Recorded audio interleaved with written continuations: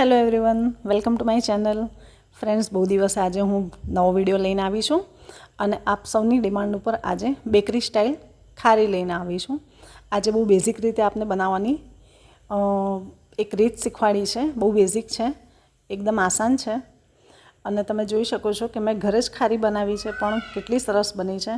એના એક લેયર ખુલ્યા છે અને મેં આ વિડીયોમાં દરેકે દરેક ટિપ્સ એન્ડ ટ્રિક્સ તમને આપવાની કોશિશ કરી છે. કદાચ ક્યાંય આપને લાગતું હોય કે હજી તમને ક્યાંય ખબર નથી પડતી તો મને કમેન્ટમાં આપ જરૂર જણાવજો. અને ફ્રેન્ડ્સ, હજી સુધી જો તમે મારી ચેનલને સબસ્ક્રાઈબ ના કરી હોય તો પ્લીઝ કરી લેજો. આપ કમેન્ટમાં તો આપનો પ્રેમ આપો જ છો, એ બદલ આપ સૌનો ખૂબ ખૂબ આભાર. અને ઘણા બધાની રિક્વેસ્ટ પણ હતી કે તમારો વિડીયો કેમ નથી આવતો. તો ફ્રેન્ડ્સ, વચ્ચે એટમોસ્ફિયર ચેન્જ થયું, તેમાં મારા ઓવનમાં થોડી પ્રોબ્લેમ થઈ ગઈ હતી, એના લીધે મારા વિડીયો ના આવી શક્યા. એ બદલ સોરી, પણ હવે મારા વિડીયો રેગ્યુલર આવતા રહેશે. તો ચાલો, મારી આશુષ બેકરીમાં આપ સૌનું સ્વાગત છે. આપણે ખારી બનાવવાનું શરૂ કરીએ. મેં અહીંયા 250 ગ્રામ મેંદો લીધો છે અને 150 ml બરફવાળું ઠંડુ પાણી છે. આ છે 10 ગ્રામ પફનું ઘી, સ્પેશિયલ જે માર્કેટમાં મળતું હોય છે તે. આ છે થોડી ચપટી હળદર, હાફ ટીસ્પૂન જેટલી મીઠું અને 1 ટેબલ સ્પૂન જેટલી દળેલી ખાંડ છે. સાથે મેથી, કસૂરી મેથી અને મરીનો પાવડર છે. અને મેં 150 ગ્રામ લીધું છે, બિસ્કિટનું ઘી નહીં પણ પફનું ઘી લીધું છે. હવે હું અહીંયા કિચન પ્લેટફોર્મ પર જ મારો મેંદો લઉં છું. મેંદાની અંદર જ આપણે 1 ટીસ્પૂન દળેલી ખાંડ એડ કરીશું અને સાથે હાફ ટીસ્પૂન મીઠું એડ કરીશું. સાથે 1/4 ટીસ્પૂનથી પણ થોડી ઓછી 2 કે 3 ચપટી જેટલી જ હળદર લીધી છે. ફ્રેન્ડ્સ, બેકરીમાં તો અહીંયા આગળ હળદરની પણ યલો કલર યુઝ થતો હોય છે, કેમ કે જ્યારે ઓવનમાં હળદરવાળી ખારી જાય ને ત્યારે એનો કલર થોડો વધારે શ્યામ થઈ જતો હોય છે. પણ આપણે અહીંયા કલર યુઝ નથી કરતા. અને આ છે ઠંડુ બરફનું પાણી. બરફનું પાણી છે, જેને બરફના ગાંગડા સાથે જ મેં માપ્યું છે. 150 ગ્રામ છે એક્ઝેક્ટ. પહેલાં ગ્લાસમાં 2 ક્યુબ બરફ લીધા હતા અને એની સાથે મેં ઉપર ઠંડુ પાણી લીધું હતું, એટલે એકદમ ચિલ વોટર છે. હવે આપણે ધીમે ધીમે તેનો લોટ બાંધીશું. એકદમ હાથથી મસળતા જવાનું છે અને લોટ બાંધતા જવાનું છે. અને જે ઠંડુ પાણી છે એ બનશે ત્યાં સુધી બધું વપરાઈ જ જશે. તમે જોઈ શકો છો, મારે પણ બધું જ વપરાઈ ગયું છે. ખાલી આ જે બરફના જે 2 ગાંગડા છે એને હું સાઈડ પર કરી દઉં છું. બરફથી ઠંડુ પાણી જે હોય એનાથી જ્યારે તમે લોટ બાંધો ને તો ખારીના જે પડ છે ને એ આસાનીથી ખુલી જશે. આ લોટને પણ આપણે બ્રેડના લોટને જેવી રીતે મસળીએ છીએ એવી જ રીતે 10 મિનિટ મસળવાનો છે. અને તમે જોયું કે મેં પહેલાં ઘી નથી લીધું. હવે હું લોટ બંધાયા પછી જે 10 ગ્રામ ઘી આપણે અંદર મોણ તરીકે લેવાનું છે એને એકવાર હાથથી આવી રીતે થોડું લૂઝ કરી દઈશું. કેમ કે તમે જોઈ શકો છો કે અત્યારે આટલી ગરમી હોવા છતાં પણ આ ઘી જે છે એ એકદમ સ્ટીફ છે અને એટલે જ આવું ઘી ખારીમાં વપરાતું હોય છે. જો તમારી પાસે આ ઘી ના હોય તો તમે બટર પણ વાપરી શકો છો. આપણો લોટ એકદમ સરસ મસળાઈ ગયો છે અને ઘી જે હતું એ પણ અંદર સરસ મિક્સ થઈ ગયું છે. હવે આપણે એને સરસ વાળી દઈશું રોલ. આવી રીતે ગોળો બનાવી અને એને આપણે થોડીવાર માટે રહેવા દઈશું. આને ઢાંકીને ઓછામાં ઓછો તમારે અડધો કલાક આપવાનો. અડધો કલાક તમારી પાસે ટાઈમ ના હોય તો 20 મિનિટ તો આપવાનું જ, પણ મેં અહીંયા અડધા કલાક માટે રેસ્ટ આપ્યો છે. હવે જ્યાં સુધી લોટ રેસ્ટ લે છે ત્યાં સુધી આપણે જે ઘી છે એ ઘી આપ જુઓ એકદમ સ્ટીફ છે, આટલી ગરમી હોવા છતાં પણ. હવે આ ઘીને આપણે સેમ બેકરીમાં અમે જે કરતા હોઈએ છીએ એવી રીતે આવી રીતે એને પછાડીને સોફ્ટ કરવાનું છે. અહીંયા થોડી કસરત થઈ જશે હાથોની, પણ કોઈ વાંધો નહીં. જો તમારી પાસે ઇલેક્ટ્રિક બીટર હોય તો તમે એનો પણ યુઝ કરી શકો છો. તો જે આપણું ઘી છે એ થોડું વધારે સોફ્ટ થઈ જશે. પણ હંમેશા બેકરીમાં તો આવી જ રીતે એને પટકીને સોફ્ટ કરાતું હોય છે. અત્યારે મને આ કરતાં ઓછામાં ઓછું 10 મિનિટ જેવું લાગ્યું છે, ત્યારે ઘી થોડું સોફ્ટ થઈ રહ્યું છે.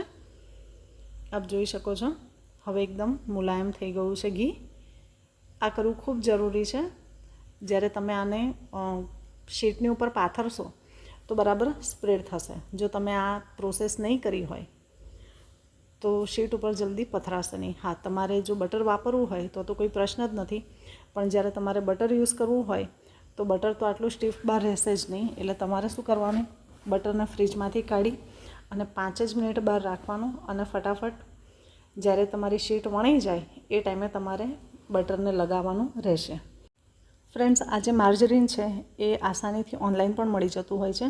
જો તમે પફ કે ખારી બનાવવા માંગતા હો તો તમારે પફ પેસ્ટ્રીનું માર્જરીન લેવાનું રહેશે. માર્કેટમાં 3 ટાઈપના માર્જરીન અવેલેબલ છે. કૂકીઝનું માર્જરીન મળતું હોય છે, પફનું માર્જરીન મળતું હોય છે અને કેકનું પણ મળતું હોય છે. પફ પેસ્ટ્રીનું જે માર્જરીન આવે છે એ આટલું સ્ટીફ હોય છે, જ્યારે કૂકીઝનું માર્જરીન હોય છે એ થોડું સોફ્ટ હોય છે. કેકનું પણ એવું સોફ્ટ જ હોય છે, પણ જે પફનું હોય છે એ થોડું હાર્ડ રહેતું હોય છે. આપ જોઈ શકો છો કે જ્યારે મેં આ શીટને વણવાનું ચાલુ કર્યું તો અંદર થોડા થોડા બબલ્સ આવી રહ્યા છે. હવે આ જે બબલ્સ આવે છે એ નિશાની છે કે તમારી ખારી સરસ ફૂલશે, કારણ કે અત્યારે જ અંદર એર ભરાવાની ચાલુ થઈ ગઈ. હવે આપણે આને માર્જરીન વગર એમનેમ જ ફોલ્ડ આપવાનો છે. ફર્સ્ટ ફોલ્ડ જે છે આવી રીતે કશું પણ લગાવ્યા વગર જ આપવાનો છે. અને જ્યારે તમે ફોલ્ડ કરતા જાઓ ત્યારે વચ્ચે વચ્ચે જે મેંદો હોય એ આવી રીતે કપડાથી તમારે લઈ લેવાનો. મેં અહીંયા જે પફનું માર્જરીન લીધું છે એ 150 ગ્રામ લીધું છે. હંમેશા મોટાભાગના લોકો એવું કરતા હોય છે કે જેટલો લોટ હોય એનું અડધું માર્જરીન લેતા હોય છે. એટલે કે મેં અહીંયા 250 ગ્રામ લોટ લીધો છે, તો 125 ગ્રામ જ તમારે માર્જરીન લેવાનું હોય. પણ મેં અહીંયા 150 ગ્રામ લીધું છે, કેમ કે આપણે પફને ખારી બનાવીએ છીએ તો એમાં થોડું વ્યવસ્થિત જો હશે માર્જરીન તો એના લેયર બહુ સરસ ખુલશે. અત્યારે મેં આને ફર્સ્ટ ફોલ્ડ આપી દીધો છે. તમે જોઈ શકો છો કે ફર્સ્ટ ફોલ્ડ આપ્યો, એને મેં 15 મિનિટ રહેવા દીધું. હવે ફરીથી હું એને બને ત્યાં સુધી ચોરસ વણવાનું ટ્રાય કરવાનું, ચોરસ લંબચોરસ, તો એના ફોલ્ડ બહુ સરસ થશે. આપણે ફર્સ્ટ ફોલ્ડ એમને આપ્યો છે કંઈ પણ લગાવ્યા વગર. હવે બીજી વખત આપણે પ્રોપર વણીશું. આપ જોઈ શકો છો મેં લંબચોરસ વણ્યું છે. ફર્સ્ટ ફોલ્ડ એટલા માટે જ આપવાનું હોય છે કે એક વખત આનો શેપ આવી જાય. હવે આપણે જે માર્જરીનનો એક ભાગ કર્યો હતો એને આવી રીતે સ્પ્રેડ કરીશું. બેકરીમાં તો મોટા પ્રમાણમાં બનતું હોય છે, એટલે ત્યાં પફ શીટર હોય છે, જે ઇલેક્ટ્રિક મશીન હોય છે એમાં જ શીટ વણાતી હોય છે. આવી રીતે ફર્સ્ટ ફોલ્ડ કરવાનો છે, જે રીતે પહેલાં કર્યું એવી જ રીતે. હવે કામ થોડું ફટાફટ બી કરવાનું રહેશે અને સાથે સાથે થોડુંક સફાઈથી પણ કરવાનું રહેશે. એવું નહીં કે ગમે તેમ બનાવી દીધું. આટલી મહેનત કરીએ જ છે તો વ્યવસ્થિત જ બનાવવાનું. હવે એને વ્યવસ્થિત શેપ આપવા માટે થોડું એડજસ્ટ કરવા ફરીથી ઉપર વેલણ આપી દેવાનું. આવી રીતે તમે જુઓ વચ્ચે વચ્ચે બબલ્સ છે, આ બબલ્સ હોવા જ જોઈએ. આપણે આને ફરીથી ફોલ્ડ આપીશું. આને બુક ફોલ્ડ કહેવાય.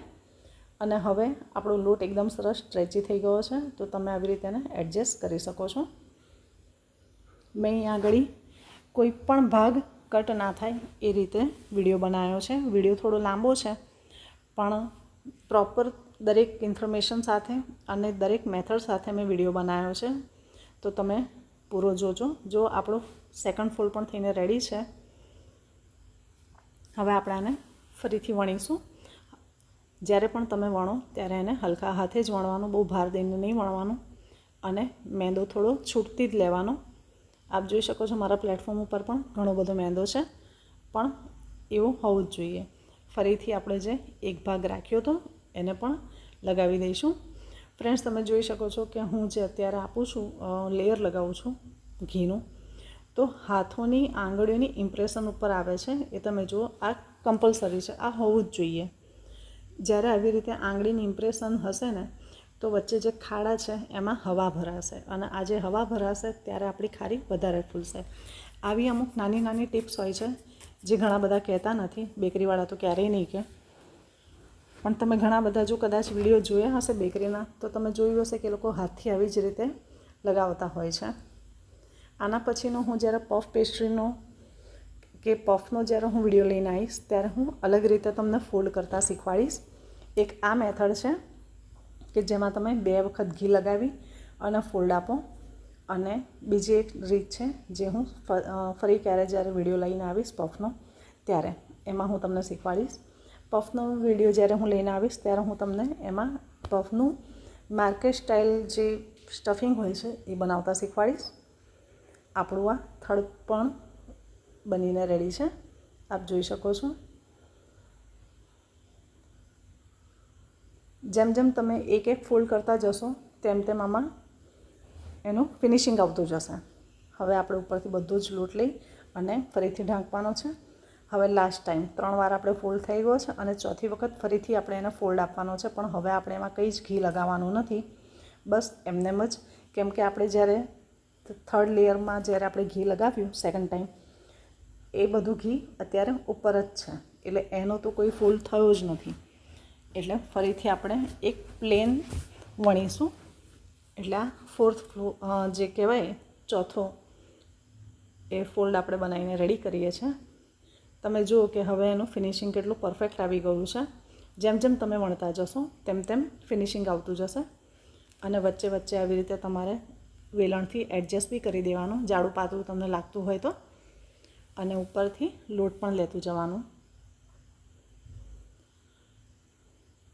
ફ્રેન્ડ્સ, મેં અહીંયા જે ઘી યુઝ કર્યું છે એ છે લીલી, માસ્ટર લાઇટ લીલી.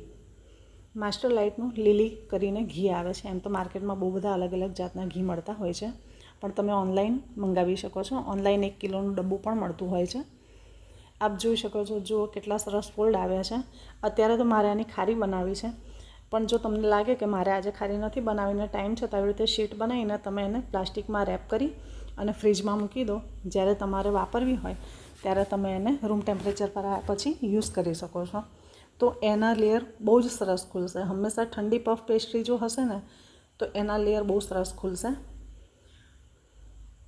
હવે આપણે આને વણવાનું છે, પણ એકદમ હલકા હાથે વણવાનું છે અને બહુ પાતળું નથી વણવાનું.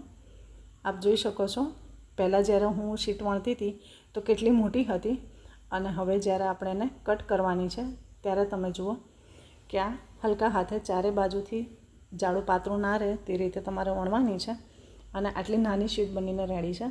હવે આપણે પહેલાં સાઈડો પરથી થોડું થોડું કટ કરી લઈશું, જેથી એના લેયર્સ એકદમ સરસ ખુલે.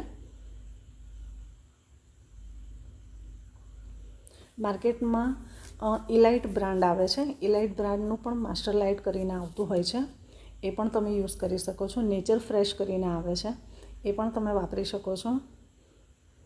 હવે અહીંયા આગળ હું સ્કેલથી પહેલાં એકવાર જોઈ લઉં. આ મારું જે છે એ લંબચોરસ તો છે, પણ સાથે એક સાઈડ પરથી થોડું વધારે ગોળ છે, તો હું એ પ્રમાણે કટ કરીશ.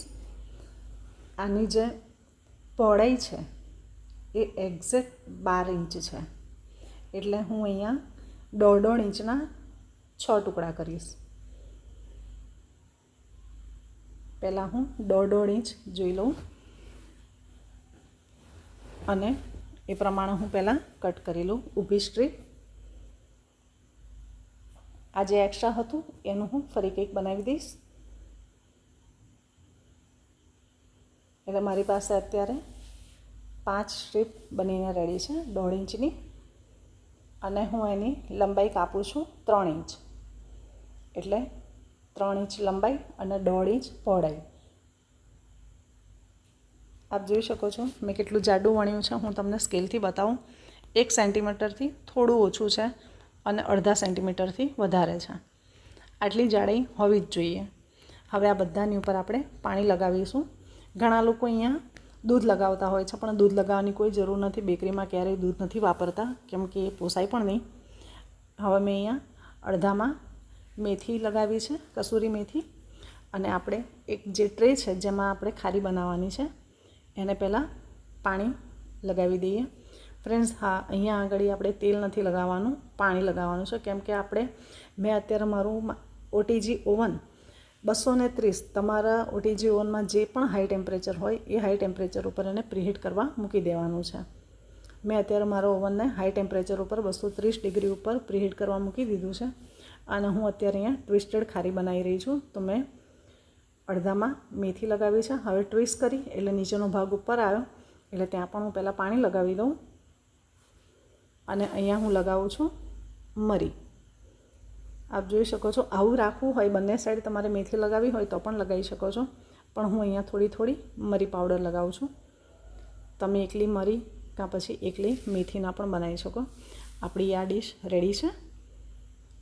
આપ જોઈ શકો છો બંને રોડ ઓન છે અને 230 ડિગ્રી ઉપર મારું ઓવન પ્રીહીટ કર્યું હતું. મેં અત્યારે અહીંયા 50 મિનિટ આપી છે.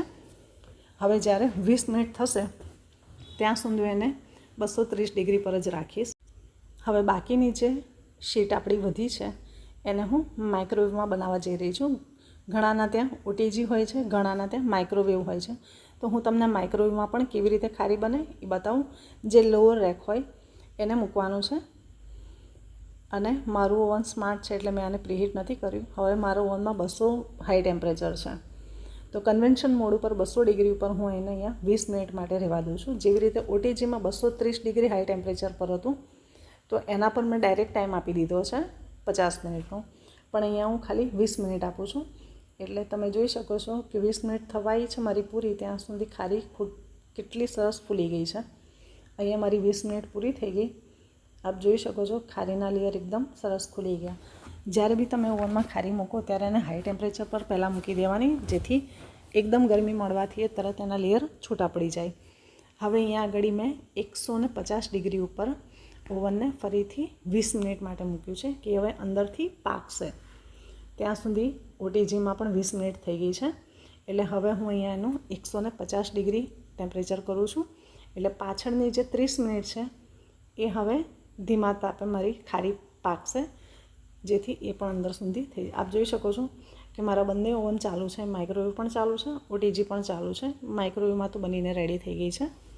ઓટીજી કરતાં માઇક્રોવેવમાં 10 મિનિટ ઓછી લાગી છે મને, કેમ કે ઓટીજી મારું જે છે એ 52 લીટરનું છે અને માઇક્રોવેવ છે એ 42 લીટરનું છે. આપ જોઈ શકો છો ખારી કેટલી સરસ ફૂલી ગઈ છે અને એકદમ સરસ કલર પણ આવી ગયો છે. હવે ઓટીજીમાં પણ બનીને રેડી થઈ ગઈ છે. જુઓ કેટલો સરસ કલર આવ્યો છે. જો મારા જેટલો ટાઈમ આપ્યા પછી પણ તમારા ઓવનમાં કદાચ ડાર્ક થઈ ગઈ હોય કાં પછી લાઇટ રહી ગઈ હોય, જો લાઇટ રહી ગઈ હોય તો ફરીથી 10 મિનિટ તમે આપી શકો છો. પણ તમને લાગે કે હજી 5-10 મિનિટ બાકી છે અને કલર ડાર્ક થઈ ગયો છે તો તમારે એ જ ટાઈમે ખારીને બહાર કાઢી લેવાની છે, કેમ કે દરેકના ઓવનનું ટેમ્પરેચર અલગ અલગ હોય છે, બધાની સાઇઝ અલગ અલગ હોય છે, બ્રાન્ડ અલગ અલગ હોય છે. એટલે મારા ઓવનમાં જે ટાઈમ લાગ્યો છે એ તમારા ઓવનમાં પણ એટલો જ ટાઈમ લાગે એ જરૂર નથી. આશા રાખું છું કે મારો આ વિડીયો તમને ગમ્યો હશે. ચલો મળીએ ફરી આવી નવી રેસિપી સાથે. ત્યાં સુધી સૌને બાય બાય.